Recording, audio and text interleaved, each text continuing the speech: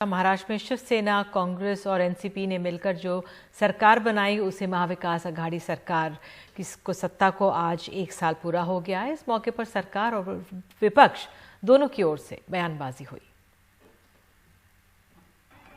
28 नवंबर 2019 को उद्धव ठाकरे ने कांग्रेस और एनसीपी के समर्थन के साथ महाराष्ट्र में सरकार बनाई। दुर्विरोधी एक साथ आए तो सरकार के भविष्य पर सवाल उठना लाजमी था, लेकिन सरकार मजबूती से चल रही है। सरकार का 1 साल पूरा हुआ तो पूर्व मुख्यमंत्री और विरोधी पक्ष नेता देवेंद्र फडणवीस ने सरकार पर हमला करते हुए कहा कि 1 साल में राज्य में कुछ नहीं हुआ। 1 साल की इस सरकार की उपलब्धि अगर कुछ होगी तो हमारी सरकार ने शुरू किए हुए कामों को स्टे देना। इसके सिवाय इस सरकार ने 1 साल में कोई काम नहीं किया। आज किसानों के ऊपर बहुत बड़ा संकट है। पूरे महाराष्ट्र में कहीं पर चक्रवात के कारण, कहीं पर असमय बारिश के कारण, कहीं पर बाढ़ के कारण किसानों की फसल पूरे तरीके से खत्म हो गई।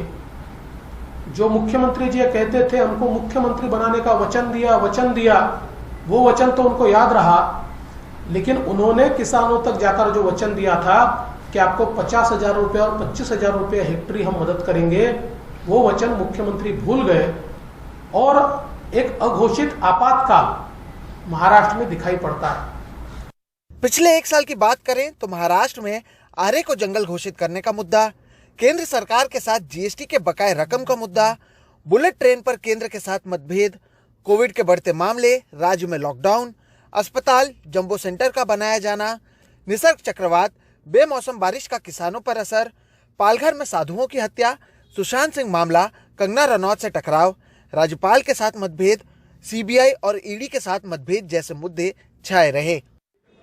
वहीं विपक्ष के सवालों पर संजय राउत ने अपने ही अंदाज में जवाब दिया। देवेंद्र जी नेता प्रतिपक्ष, लीडर ऑफ अपोजिशन।